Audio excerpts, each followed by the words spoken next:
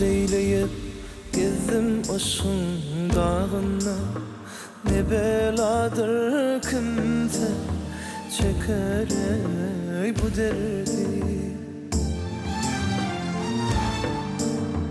Aşk dağına assalar göğün ey boynundan, gök titreyip çeker bilmeden ey bu derdi.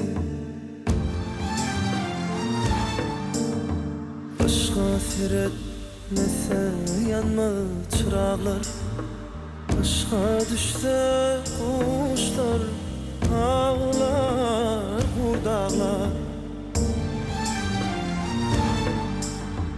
Yegiler haybatlı kuvvetli dağlar, dağlar taşlar çeker bilmeden bu derdi.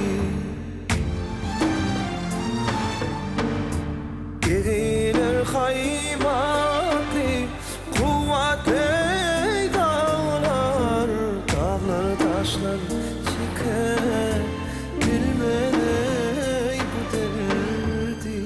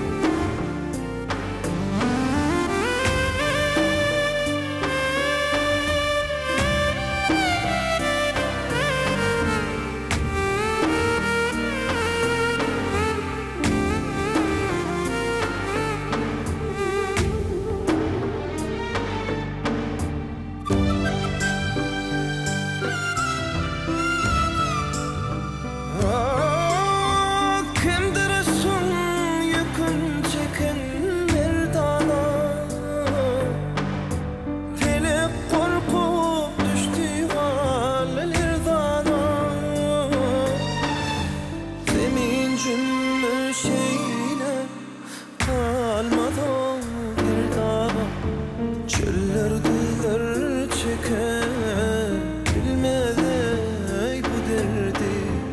Yemin cümmü şeyler kalmadı o girdaba. Çöller güller çeker bilmeden bu derdi.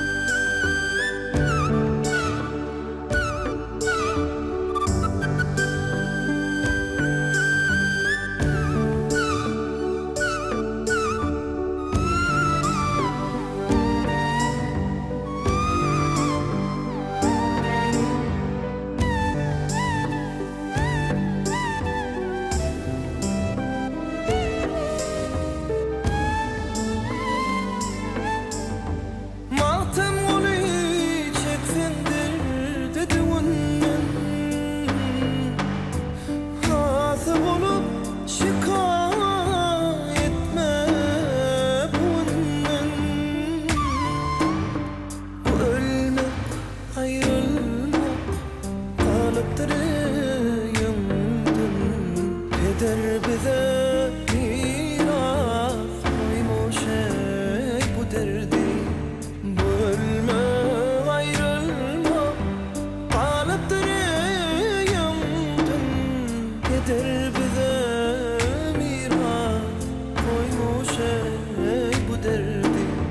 Keder bize miras koymuş ey bu derdi. Çekebilmez bu derdi.